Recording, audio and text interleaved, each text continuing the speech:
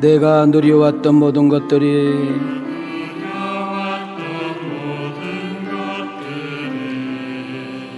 내가 지내왔던 모든 시간이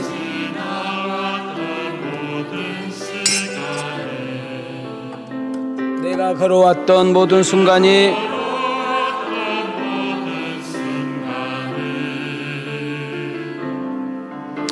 당연한 것 아니라 은혜였어. 아침에 해가 뜨고 저녁에 노을,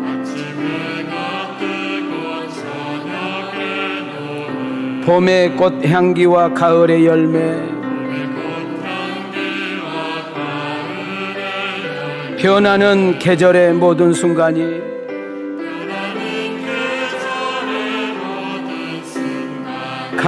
당연한 것 아니라 은혜였어.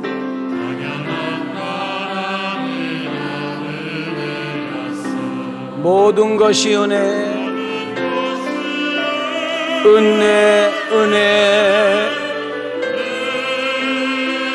한없는 은혜.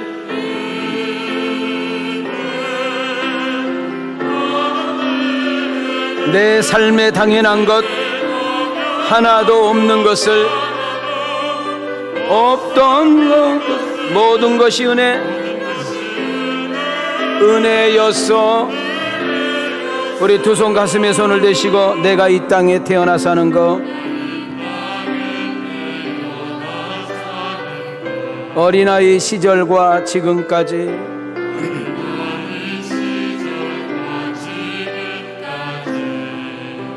숨을 쉬며 살며 꿈을 꾸는 거,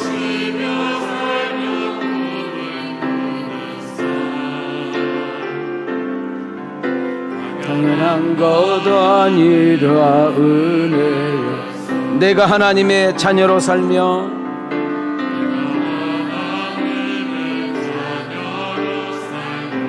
오늘 찬양하고 예배하는 삶, 복음을 전할 수 있는 축복이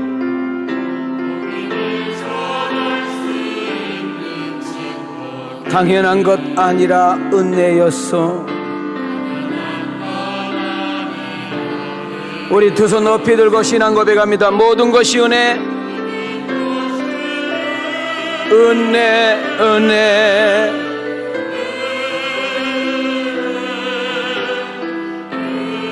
한없는 은혜. 내 삶에 당연한 거 하나도 없었던 것을, 모든 것이 은혜였어.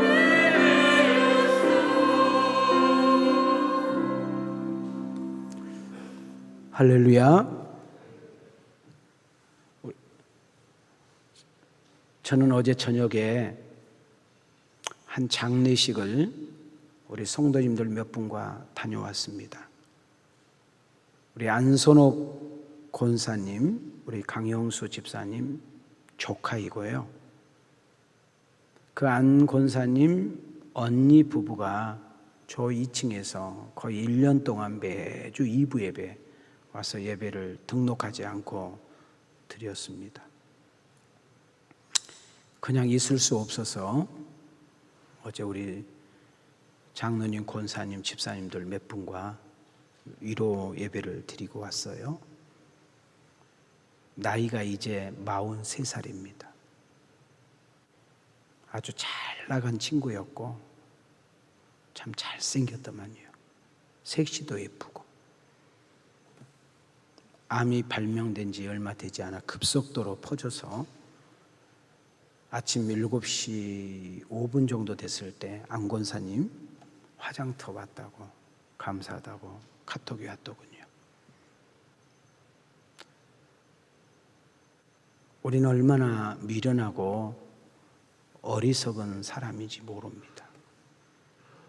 오래 살 줄 알고 나의 인생이 오래 남은 줄 알고 말하고 행동들을 합니다. 여기 서 있는 저나 앉아 있는 여러분들이 내년 맥주 감사절 드린다는 보장 아무도 없습니다. 모든 것이 은혜고 은혜였습니다. 자, 그렇다면 오늘 이 예배가, 이 감사절이 여러분과 나에게 마지막 예배라면 마음이 달라지겠죠. 우리의 자세가 달라질 것이고, 형식적인 예배, 가식적인 예배, 보이려고 하는 예배는 멈출 거예요. 여러분, 오늘 예배를 드리는데 받으신 분이 계시잖아요. 우리의 예배의 대상이 있잖아요. 그분이 우리 하나님 여호와인 줄 믿습니다.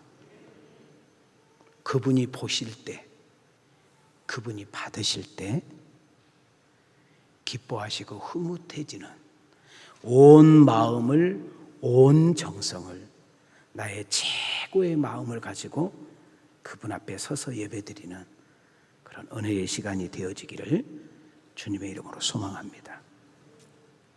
우리 한번 옆 사람하고 이렇게 인사하겠습니다. 은혜 받으면 기뻐요. 감사하면 행복해요. 인사하셔. 인사. 사람이 되돌아요. 다시 한번 앞뒤로 이렇게 인사해요. 다시 한번 인사해요. 감사하면 기뻐요. 뒷사람과 인사해요. 감사하면 행복해요. 6개월 동안 지켜주시고 은혜 베풀어 주신 에베네셀 하나님을 찬양합니다.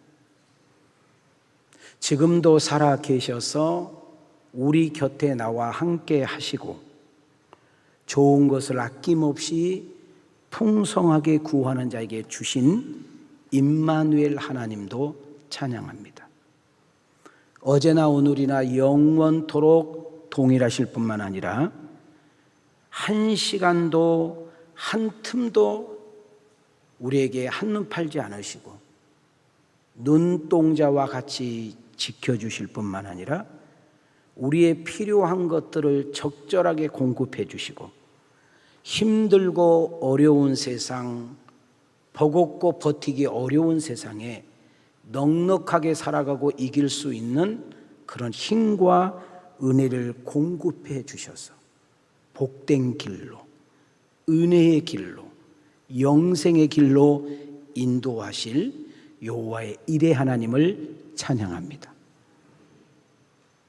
예수를 잘 믿어도 힘든 일 있습니다. 늘 깨어 기도해도 속상한 일 만납니다.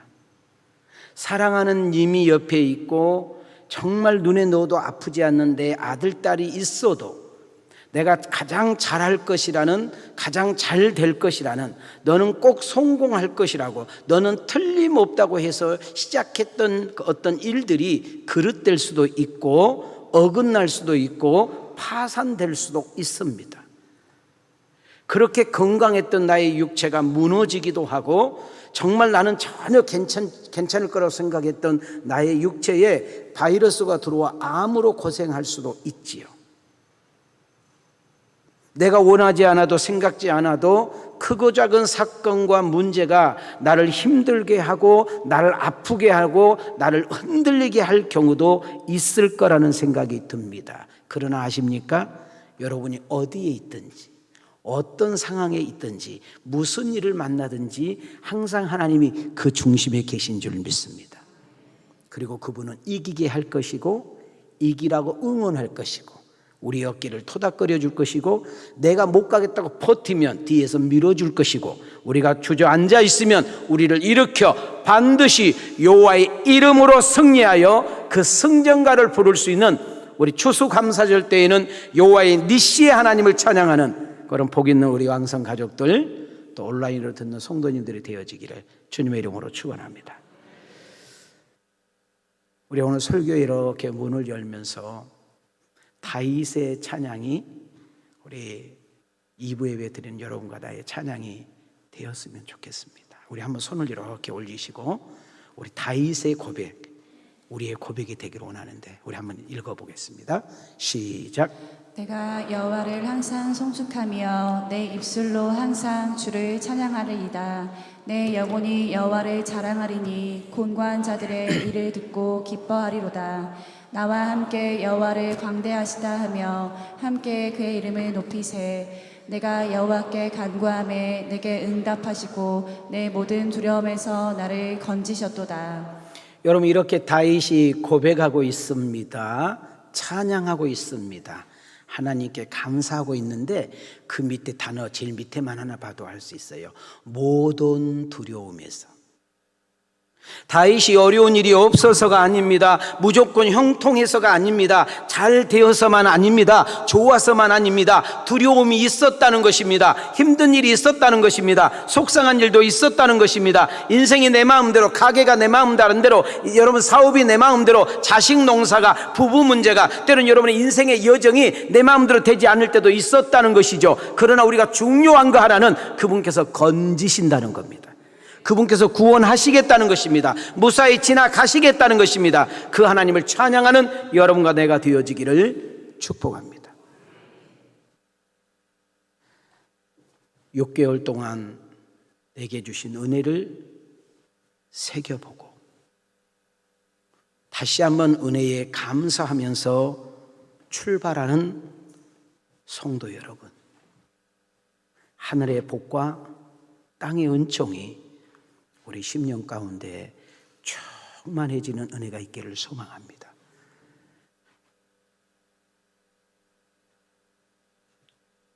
엄마가 아프다는 이야기를 듣고 홍경덕 권사님, 이정진 유사님 아들 세훈이라는 형제가 왔습니다. 지금 다시 일본으로 갔는데 일본 아가씨하고 결혼했는데 주례를 제가 했어요. 주례를. 그래서 식사를 함께 했어요. 세훈이가 한국에 오면 꼭 먹고 싶은 메뉴를 적어 가져왔는데 2가지를 못 먹었대요. 찜닭하고 해물 넣어서 먹는 거 있잖아요. 나는 태어나서 찜닭을 처음 먹어봐서 나는 찜닭에서 뭘 쪄가지고 이렇게 세상 맛이 없더만요. 여러분들 먹지 마시오. 근데 세훈이는 잘 먹더만요. 근데 먹다가 이런 이야기를 하는 거예요. 이놈이 여기서 들었는지 온라인으로 들었는지 모르지만은 목사님 설교에 공감했다는 거예요. 뭘 공감했어? 그랬더니 앞으로 한국은 목사님 말대로 이보다 더 잘 사는 나라, 잘 될 일도 없고 이보다 더 좋은 일도 없을 거라는 거예요. 그걸 왜 그렇게 받아들였어? 그랬더니 목사님 생각해 보라고. 지금 한국 사람들이 일본 사람들처럼 이렇게 애를 안 낳는데 앞으로 10년, 20년 지나보면 나라가 텅텅 빌 거라는 거예요. 그러면 경제가 돌아가지 않고 이러다 보니까 갈수록 나라는 쭈그러지는 문제가 생기는 거예요. 제가 어제 제 아들하고 좀 개인적인 이야기가 할 일이 있어서 한 11시 반 정도 목욕실에서 잠깐 둘이 이야기를 하는 중에 제가 우리 아들 보니까 그렇게 치근하더라고. 그래서 이랬어요. 성현아, 참 너는 안 됐다. 그랬더니 왜요? 그랬더니 네가 앞으로 한 50년 정도, 50살 정도 될 때에는 네가 적어도 우리나라 노인들 30명 이상을 책임져야 되는 거예요. 공감이 안 가신가 봐요. 모든 애들이 그런다고. 앞으로 나라는 고령화되죠. 나이는 장수를 하는데 우리나라 경제는 없잖아요. 그러니까 젊은이들이 그만큼 짐을 지게 된다는 거예요.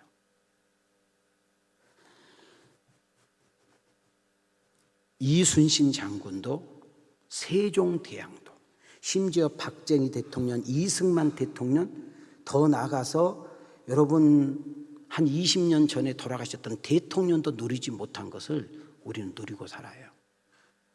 여러분 추운 겨울에 어떻게 수박을 먹습니까? 응?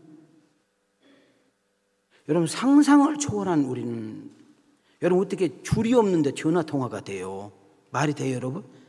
여기서 어떻게 통화를 하는데 미국 사람하고 아무것도 없는데 얼굴을 보고 이거 말이 안 될 일. 이보다 어떻게 더 좋아질 수 있나요? 그런데 다 감사하고 살아야 되고 만족하고 살아야 되는데 그렇지 않다는 데 문제가 있는 거예요. 우리가 살고 있는 이 세상에는 지금 이 공간 안에도 온라인으로 듣고 있는 성도들 중에도 세 종류의 사람이 공존하고 살아요.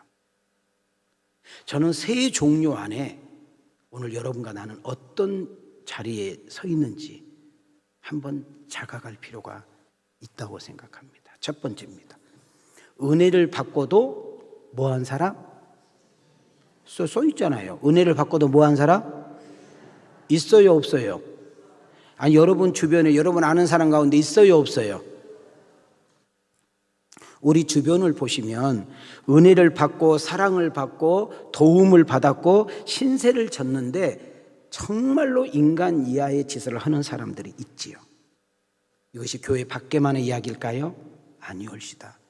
제가 목회를 해보니까 교회 안에서도 크리스찬들 가운데도 하나님의 사랑과 은혜를 듬뿍 받았음에도 불구하고 정말 하나님 앞에 변질되고 하나님 앞에 배신하는 것을 저는 많이 봤습니다. 아니요, 지금도 그런 성도들을 보고 있습니다. 성경에는 이런 사람이 누구일까요? 광야 40년에서 농사를 진 적이 없어요. 그런데 먹을 것과 입을 것과 모든 것을 공급해 주신 그들, 끊임없이 원망하고 불평하고 배신합니다.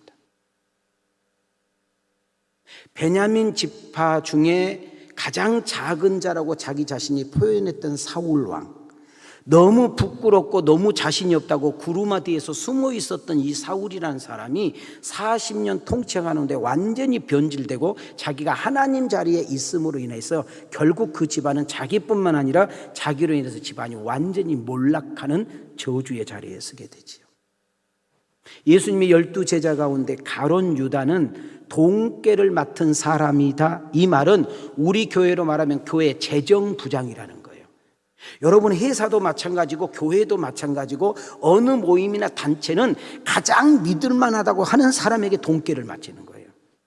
그러니까 비록 가론 유다가 배신했고 예수님을 팔았지만은 적어도 예수님 눈에도 그 돈을 맡을 만큼 그 애가 잘했다는 거예요. 그런데 배신을 해버린 거죠.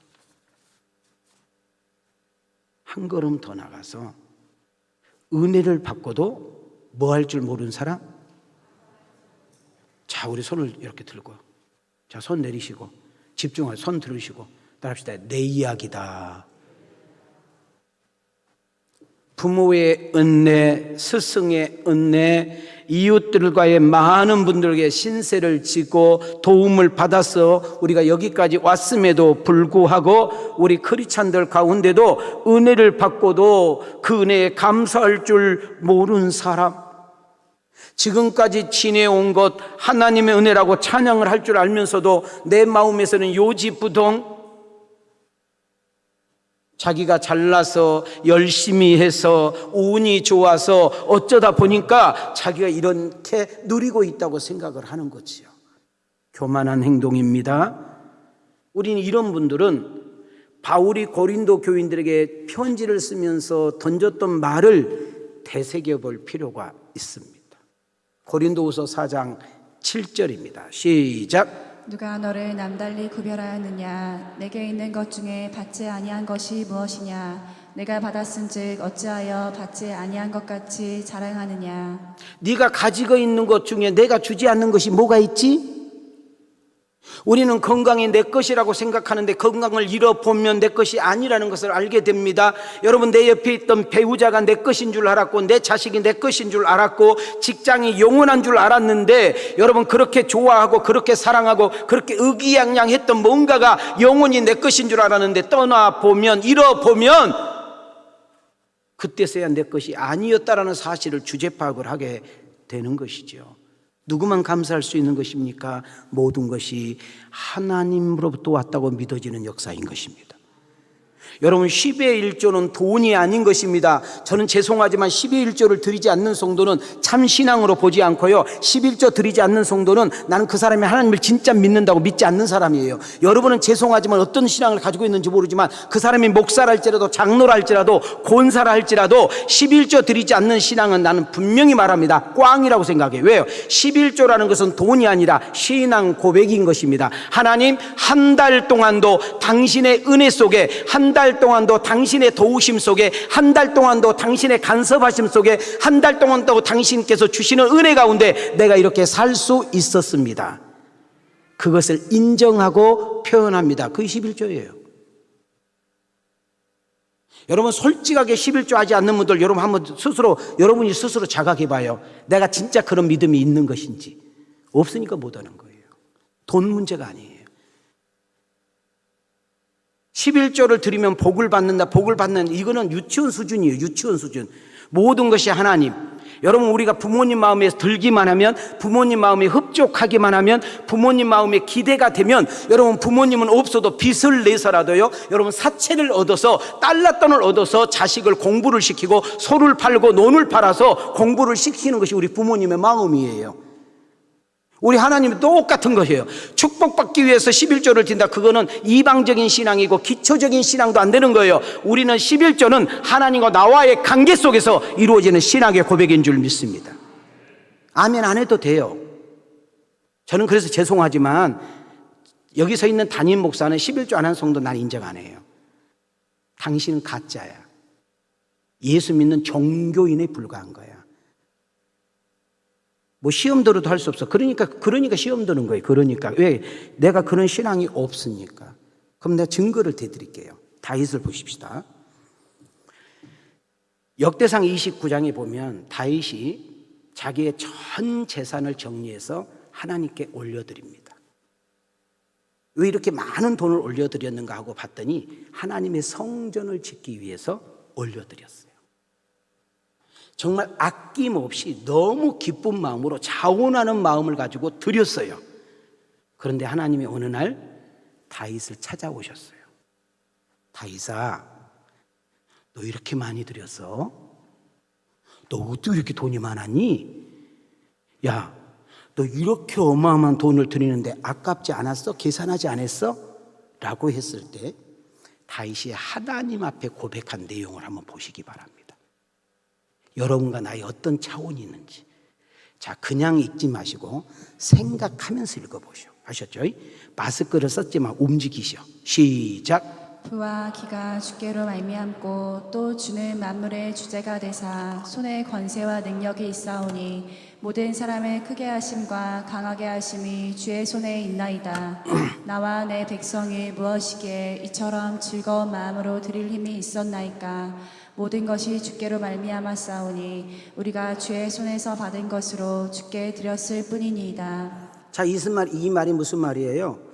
영화와 부귀도 하나님께서 주셨고, 내가 가지고 있는 것, 내가 누렸던 모든 것도 하나님이 주신 거 아닙니까?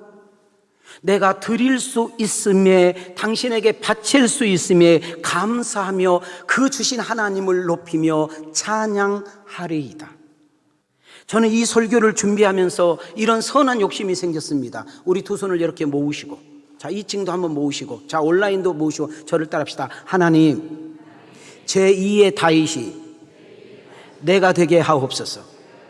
조금 축복받고, 조금 축복받고 건방 떨고 자발 떨지 않게 하시고 어마어마한 축복을 받아도 모든 것이 하나님의 은혜라고 고백하게 하옵소서. 이런 성도님들이 많아지기를 주님의 이름으로 축원합니다. 여러분, 우리 가만히 우리 병원에 가면, 의사 앞에 가면 왜 그렇게 진실해집니까? 의사 앞에 가면 물어보지도 않는데 막 물어보고 싶잖아요. 옷도리 한번 벗으세요. 근데 막 바지까지 벗잖아요. 막. 마찬가지로 의사 앞에 가면 살고 싶어가지고 그렇게 진실하게 말하는 것처럼 우리 한번 하나님 앞에 진실 좀 해봐요. 내가 왜 감사를 안 할까? 내가 왜 감사를 못하는 것일까? 첫 번째가 악한 자는 감사할 줄 몰라요. 뭐한 자는? 두 번째로 교만한 자는 감사하지 않아요. 내가 했기 때문에, 내가 노력해서 내 실력으로 운이 좋아서 내가 열심히 해서 이런 사람 감사할 줄 몰라요. 세 번째, 감사할 것이 너무너무 많아. 셀 수 없이 많은데 감사해야 됨에도 불구하고 누군가하고 비교하기 시작을 하고, 오빠하고 언니하고 내 친구하고 우리 게 김집사 박집사하고 비교하는 순간 그 감사가 다 사라져버려요. 마지막 하나, 어리석고 미련한 사람은 감사할 줄 몰라요. 왜일까요? 주어가 나이기 때문에, 내가 크기 때문에. 혹시 여러분과 나의 이야기는 아닌지 한번 생각해 보는 아침이 되기를 원합니다. 세 번째는 은혜를 받고 감사할 줄 아는 사람이 있어요. 저는 우리 왕성 가족이 오늘 이 설교를 듣는 여러분과 내가 이 자리까지 가는 은혜가 있기를 소망합니다. 누구와 같이? 다윗과 다니엘과 같이. 감사하는 사람이 행복한 사람이고요, 감사할 줄 아는 사람이 만족한 사람이고요, 감사할 줄 아는 사람이 찬송하는 사람인 것입니다. 여러분, 감사하면 하나님도 좋아하고요, 감사하는 사람은 사람도 좋아하는데 건방 떨고 교만 떨면 하나님도 싫어하고 사람도 싫어하잖아요. 영국의 성경 주석학자인 매튜엘리라는 사람은 참 의미 있는 말을 했어요. 감사는 말이야, 꼭 산수의 더하기와 같아. 너희들이 삶 속에서 매사에 감사하게 되면 하나님의 은혜와 축복이 더해진다. 어떤 일이나 어디서나 누구를 만나든지 간에 너희들에게 감사하면, 네가 감사의 삶을 살면 너의 인생이 플러스의 축복으로 더해가는 역사가 일어날 거야. 그러나 어떤 상황이나 어떤 여건 속에서도 원망하고 불평하기 시작하면 하나님이 주셨던 그 플러스가 빼기가 되어서 빠져나가는 역사가 일어날 거야.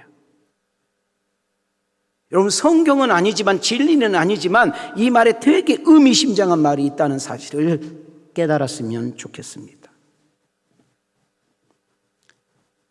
누가복음 12장에 가면 예수님께서 어느 날 한 사람에게 신방을 가세요. 그 사람이 누군가 하면 현대판으로 말하면 인생 대박 난 사람이에요. 중권 투자했는데 대박 터졌어. 땅을 샀는데 100배, 1000배 올린 거예요. 여러분, 뭐에 투자했는데 상상할 수 없는 돈을 긁은 거예요. 이 사람이 밤을 새면서 고민하기 시작해. 이 많은 금은 보화를, 이 많은 재산을 내가 어디에 투자할꼬? 어디에 관리할꼬?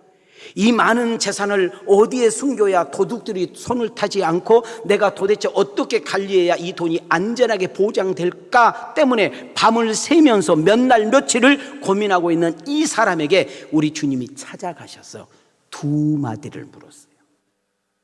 첫째는 뭐냐면, 이 어리석은 놈아, 오늘 밤에 내가 네 영혼 데려가면 이 재산이 누구 것이 되겠느냐? 오늘 이 2부 예배를 드리는 여러분과 나에게 동일하게 질문을 던집니다. 윤민아, 사랑하는 아들과 딸아, 네 옆에 배우자가 있지, 네 옆에 자식이 있지, 너 집 있지, 너 차 있지, 너 돈 있지, 증권 있지, 너 뭐 있잖아. 너 옛날에 형편없었는데, 너 옛날에 정말 가난했는데, 너 옛날에 찌질이었는데, 너 옛날에는 하루 밥 3끼도 걱정해야 됐고, 너 정말로 하루 용돈도 네가 고민해서 밥을 뭐 먹여야 돼 고민했는데, 네가 어마어마한 놀라운 축복과 은혜를 받았는데 지금 네가 어디에 투자해야 될지, 무엇을 위해서 내가 관리를 해야 될지 고민하고 있지는 않니? 그런데 말이야, 내가 오늘 너를 데려가면 그것이 누구 것이 되겠느냐? 우리 보험 듣습니다. 보험 왜 들어요? 여러분, 사망보험, 생명보험 왜 들어요? 솔직한 얘기, 나하고는 아무 상관도 없는 거예요. 내가 죽고 나면 내 배우자와 내 자식들에게 뭔가 도움이 되기 위해서 넣은 거예요. 여러분이 넣은 보험 중에 도움된 건 딱 하나, 실비인가 실버인가 그거 도움돼.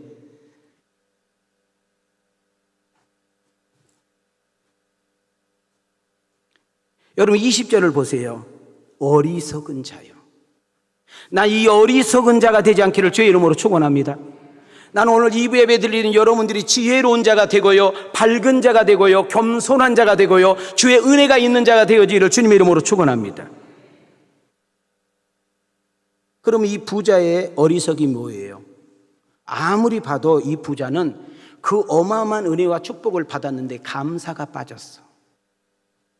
주신 자의 의미, 받은 자의 의미, 많은 것을 맡긴 자의 의미를 잃어버리고, 그렇구나, 하나님께서 나에게 다른 형제보다 더 많이 주신 것은, 내가 다른 성도보다 더 많이 가진 것은, 내가 이웃들보다 더 많이 내가 누릴 수 있는 것은 누군가에게 나누어 주고 섬기고 베풀며 흘러보내라는 그런 놀라운 사명을 잃어버린 거예요.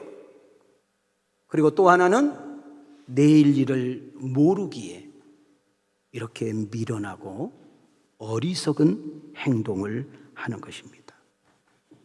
인도의 시인 타고르라는 사람은 감사의 분량은 곧 이꼬르 행복의 분량으로 이어진다, 이렇게 말합니다. 감사한 만큼 건강하고요, 감사한 만큼 은혜가 있고요, 감사한 만큼 행복이 있더라. 감사하는 사람의 특징이 뭡니까? 자, 우리 오늘 배우자를 놓고 있는 사람, 자, 우리 청년들, 여러분 혹시라도 여러분 자녀들이 배우자를 만나야 될 때가 된다면 우리는 생각해 볼 필요가 있는데, 우리가 누군가를 소개를 받아서 나가서 첫 이미지가 중요하지요. 그때 저는 목사로서 여러분들에게 한 3가지 정도는 지침이 있어야 된다고 생각해요. 남자든 여자든 간에 예쁜 사람이 아니라 밝은 사람 만나야 돼요.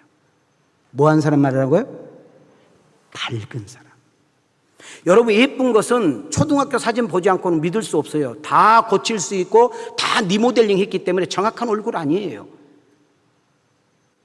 여러분, 화장빨로 어떤 여러분 얼굴을 자꾸 다듬어 가지고 예뻐진 것은 마음이 어둡거나 악한 영이 들어오면 흉한 얼굴로 바뀌게 되어 있는 거예요. 여러분들이 배우자를 고를 때에 얼굴이 밝은 사람, 입술이 긍정적인 사람, 그리고 비전과 꿈이 확실한 사람, 거기에다가 하나님을 믿는 사람, 이런 사람이면 금상첨화예요. 사람이 정말 안 바뀐 것이 얼굴이고 입술이에요. 오늘 이 예배를 드린 여러분들에게 축복합니다. 하나님의 은혜 가운데 은혜로운 얼굴로 바뀔 수 있는 은혜가 있기를 원하고, 내 마음이 평안과 기쁨으로 바뀌기를 원하고, 나의 입술이 감사가 충만한 은혜로 바뀌는 역사가 있기를 주의 이름으로 축원합니다. 그래서 감사하느냐 감사하지 않느냐는 인생의 방향이 결정되기 때문에 아주 중요한 것입니다. 그래서 서양 속담에 보면 이런 재미있는 이야기가 있어요. 행복의 여신은 감사할 때 들어온다는 거예요. 그러니까 행복은 감사할 때 생긴다는 거예요. 그런데 그놈의 행복이 언제 나가버리냐면 원망불평할 때 나가버린다는 거예요. 여러분, 감사의 문을 활짝 열되 원망불평은 닫아버리기를 주의 이름으로 축원합니다. 여러분, 감사의 양은 넓혀지기를 원하는데 여러분 원망불평 갈수록 쭈그러져서 사라지는 역사가 있기를 주의 이름으로 축원합니다. 스위스의 사상가 칼 힐티라는 사람은 감사해봐라, 젊어질 것이다. 감사해봐라, 너희의 인생에 발전이 있을 것이다. 감사해봐라, 성공의 문이 열릴 것이다. 감사해봐라, 너에게 기쁨이 충만하리라. 감사가 없는 교회, 감사가 없는 가정, 감사가 없는 사회, 감사가 사라진 모임, 감사가 사라진 단체는 원망, 불평, 짜증, 미움, 시기, 증오, 서로 탓하기 때문에 반드시 무너지게 되어 있고 싸워서 갈라지게 되어 있고 그런 일들이 생기게 되는 것입니다.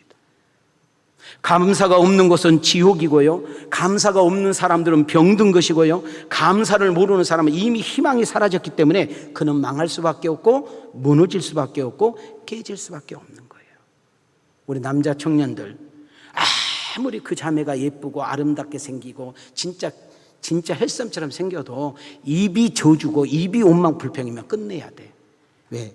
너의 인생은 평생 저주니까. 우리 남자나 여자나 입이 긍정적이어야 돼. 한번 따라해봐요. 입이 긍정적이어야 합니다. 성가대원들 앉아가지고, 우리 교회는 그러지 않겠지만 목사님들 이야기 들으면 성가대원이 아주 원망불평의 공장이야, 공장. 그냥 찬양만 연습해서 은혜 받으면 돼. 거기서 그냥 모든 교회를 다 휘짓고 돌아다닌대. 아니, 우리 교회 이야기가 아니고 다른 교회 이야기예요. 원망불평을 얼마나 잘하니, 그런 입술로 찬양해가지고 무슨 은혜가 되겠어요? 성가대 안 쓴 것이 복이지. 복되지 않는 자리는 쓰지 말아야 되는 거예요. 여러분, 항상 교제할 때 감사가 충만하고, 여러분 은혜가 충만하고 믿음이 충만한 그런 사람들과 늘 교제하는 은혜가 있기를 소망합니다. 또 우리 성가대원 중에 뜨끔한 사람이 있는 거 아니에요? 내 친구 교회 이야기예요. 내 친구 교회. 내가 교회 이름 되면 녹음돼. 성가대에서 해가지고 교회가 한 150명이 나가버렸어. 특히 우리 성가대 동거리 하지 말고, 다단계에 빠지지 말고. 오늘 이거 원고에 없는 이야기인데 여기 다단계 하는 사람이 있나 보다. 여기 우리 교회는 안 됩니다. 목사님 축복받아서 교회 건축도 하고요, 뭐 축복받아서 안 해도 돼. 안 해도 되니까 하지 마.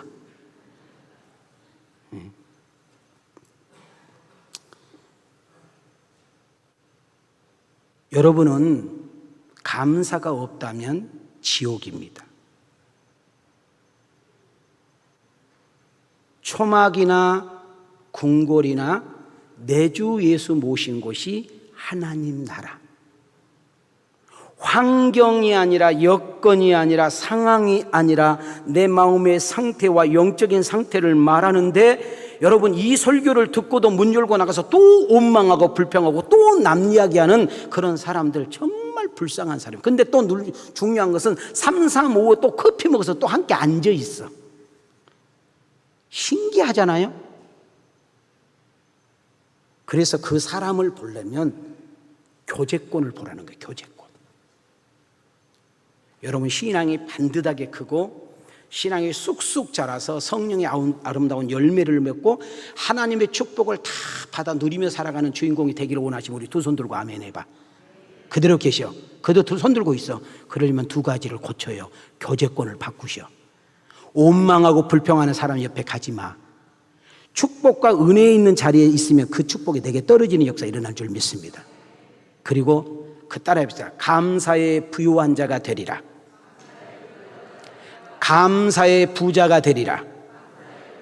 그런 은혜가 있기를 주님의 이름으로 축원합니다. 우리 에벤에셀 하나님 찬양 한번 부르겠습니다.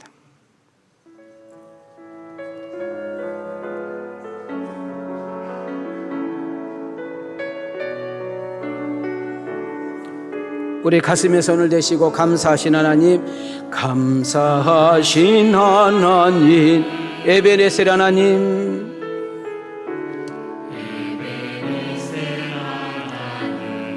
살아계신 하나님,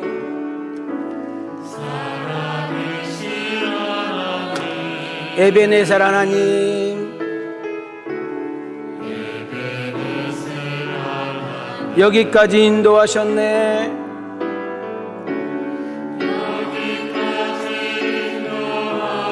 다소라.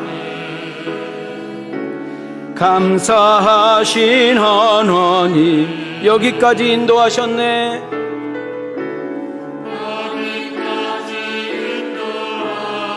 살아계신 하나님, 우리 두 손 들고 감사하신 하나님, 에베네셀 하나님,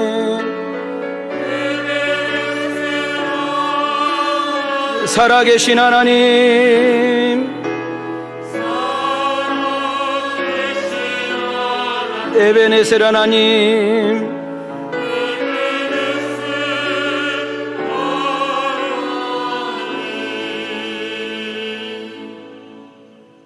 우리가 읽은 신명기 16장에는 많은 이야기를 하고 있는 것 같지만 세 가지 이야기를 하는데, 이스라엘 사람들, 유대인들은 20세 이상 된 성인들은 반드시 3대 절기를 지켜야 되는 거예요.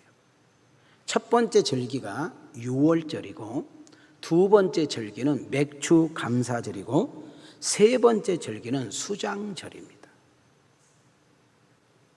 그 고국에 있는 사람뿐만 아니라 애국에 나갔던 사람들마저도 여러분 3대 절기를 지키기 위해서 이스라엘에 들어와. 평상시 때는 그 동네에 있는 회당에서 예배하고 기도하고 그러다가 여러분 이 3대 절기만큼은 동서남북에 있는 모든 남자들이 예루살렘 성전에 가서 피 있는 제사를 드리게 되는 거예요. 자, 그럼 맥주감사 이게 뭔 말일까? 요거 한번 읽어보겠습니다. 자, 함께 읽어봐요. 시작. 유월절 양을 잡은 다음 날부터 7주가 지나 50일째 되는 날입니다. 즉 오순절에 처음 익은 밀과 보리를 수확해서 감사 예배를 드리는 날입니다. 첫 새끼, 첫 곡식을 드리는 절기라 할 수 있습니다. 여러분, 지금 이스라엘 백성들이 430년 동안 애굽에서 대대로 종노릇하다가 노예 생활을 하다가 모세라는 지도자를 통해서 출애굽을 해서 그들이 사람이 살 수 없는, 단 하루도 버틸 수 없는 광야라는 곳에서 무려 40년을 버티게 됩니다. 거기서 하나님은 가르칩니다. 인생은 나그네야 라는 이야기를 가르쳐주고, 하나님의 도우심과 인도하심이 없이는 단 하루도 살 수 없는 것을 인지시켜주면서 하나님의 백성으로 자라기 시작합니다. 그래서 광야라는 것은 이스라엘 백성의 출발이기도 합니다. 왜일까요? 광야 생활하는 동안 하나님의 인도와 보호심 아래 속에서 매일마다 만나를 먹으면서 그들의 약속의 땅, 젖과 꿀이 흐르는 땅을 향하여 한 걸음 한 걸음 나아가게 되는 것입니다. 자, 모세는 비스산에서 죽고 여호수아를 통하여 가나안 땅에 이제 들어갔습니다. 5월달, 6월달 처음 농사를 졌는데 그 농사가 보리와 밀입니다. 그래서 맥주절이에요. 광야 생활을 할 때에는 그들이 농사를 짓지 않고 하늘에서 내려주는 만나를 통해서 먹었지만, 이제는 가나안 땅에 들어가서 자기들이 땀을 흘리고 수고하여 농사를 지은 열매의 그 첫 것을 하나님께 드리면서 이것은 하나님의 은혜입니다, 하나님이 주셨습니다, 하나님의 축복입니다라는 사실을 고백하게 하시는 것이 맥주절 정신의 의미인 줄 믿습니다. 띄워주세요. 함께 읽겠습니다. 시작. 맥주절을 지키라. 이는 내가 수고하여 밭에 뿌린 것의 첫 열매를 거둠이니라. 수장절을 지키라. 이는 내가 수고하여 이룬 것을 연말에 밭에서부터 거두어 저장함이니라. 내 토지에서 처음 거둔 열매의 가장 좋은 것을 가져다가 너의 하나님 여호와의 전에 드릴지니라. 너는 염소 새끼를 그 어미의 젖으로 삼지 말지니라. 내 하나님 여호와 앞에 칠시절을 지키되 내 하나님 여호와께서 내게 복을 주신 대로 내 힘을 헤아려 자원하는 예물을 드리고. 여기서 처음 열매라는 히브리의 언어에 보니까 어떻게 해석하고 있느냐 하면 첫 것의 으뜸, 최고라는 의미가 들어요. 무슨 말인가 하면 그냥 처음껏 드리는 것이 아니라 가장 좋은 것으로 드려지기를 원하는 거예요. 여러분, 하나님은 여러분과 나의 인생에 가장 좋은 부분, 가장 귀한 부분을 당신께 드려지기를 원하는 거예요. 우리가 물질적으로도 시간적으로도 우리가 마음적으로도 내가 할 것 다 하고 나서 그 끝부분을 드리는 것을 원하는 것이 아니고, 바쁜 시간 속에서도 어려운 시간 속에서도 힘든 시간 속에서도 당신의 시간을, 당신의 물질을, 당신의 몸과 은사와 재능을 그분께 드려짐으로 인하여서 당신이 기뻐하시기를 원하고 있는 줄 믿습니다. 신명기로 가보겠습니다. 함께 읽겠습니다.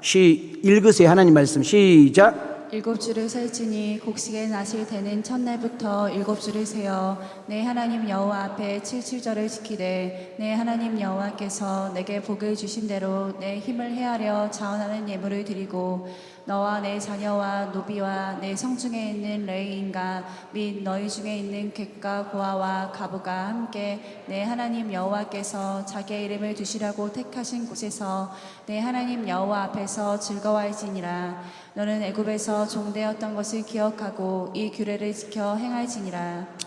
말씀을 이제 마무리를 지으려고 합니다. 우리는 헌금이란 말보다 정확한 용어는 연보라는 말이 맞습니다. 자, 우리 오늘 맥주 감사 연보를 드려요, 여러분. 11조 연보를 드리고 감사 연보를 드리는데, 여러분 이 연보를 어떻게 써야 되는지, 무엇을 위해 써야 되는지도 우리 주님이 지금 하나님이 정확하게 구체적으로 가르쳐주고 있어요. 여러분, 교회가 운영이 되려면 교회 관리를 위해서 교회가 투자해야 되겠죠. 그 다음 여러분이 낸 귀한 헌금을 영혼 구원, 예수님 그리스도를 증거하고 전하는 데 써야 돼요.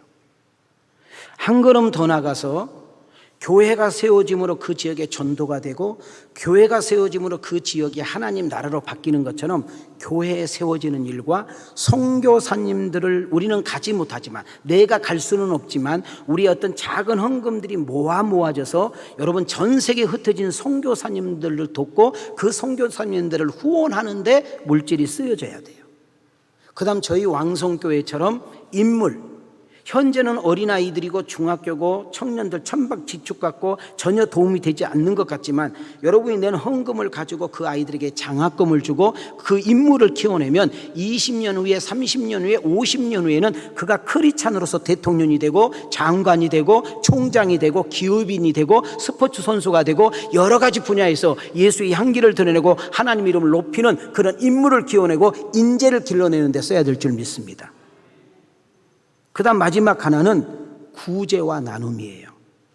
어렵고 힘들고 가난하고 우리의 도움이 필요한 사람들을 그냥 지나치면 안 되는 거예요. 여러분, 교회가 있음으로 인해서 여러분 어려운 사람, 힘든 사람, 가난한 사람, 배고픈 사람, 고아 가부들을 돌봐야 될 사람이 교회에 있는 거예요. 그래서 우리 구역장님들, 교회 장로님, 안수 집사님, 집사님들은 무슨 일을 해야 되느냐면, 목사님 저희 교회 이런 가정이 있어요, 좀 도와야 될 것 같아요. 저희 교회 그 사람이 불교를 다니고 무당질을 하는데 이렇게 비참한 가정이 있는데 우리가 좀 섬기면 좋을 것 같아요. 이것이 교회의 사명인 줄 믿습니다. 교회 안에 어려운 사람, 교회 안에 힘든 사람들도 우리는 당연히 도와야 되지만, 교회 밖에 있는 사람들에게 너희는 세상의 빛이요 소금이라 했으니 우리의 삶을 통해서 빛과 소금의 역할을 감당하여 여러분이 낸 헌금이 억지로 마지못해 내는 것이 아니라, 저희 왕성교를 출입한 우리 젊은 성도들이, 우리 성도님들이 헌금하고 싶어서, 연보 빨리 하고 싶어서 주일이 기다려지는 그런 은혜가 있기를 주님의 이름으로 축복합니다. 맥주절은 바로 밑에서 노예 생활을 청산하고 하나님의 절대적인 은혜로 애굽으로부터 해방되어 진정한 자유와 기쁨과 평안을 만끽하며 하나님의 이름을 마음껏 찬양하는 이스라엘 백성들에게 주신 축복의 은혜인 것입니다.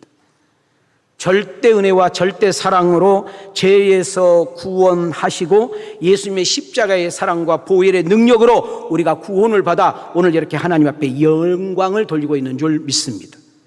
우리가 죽음 앞에서도 찬양할 수 있고 장례식 가서도 우리가 당당하게 예배할 수 있는 것은 죽음이 끝이 아니라 부활의 은총이 기다리고 있는 줄 믿습니다. 우리가 하나님 나라에 가서 다시 만날 수 있는 놀라운 축복, 여러분 예수님이 이 땅에 오신 것은 여러분 그 첫 열매, 우리의 신앙의 첫 열매, 우리의 어떤 부활의 첫 열매가 되시고자 이 땅에 오신 줄 믿습니다.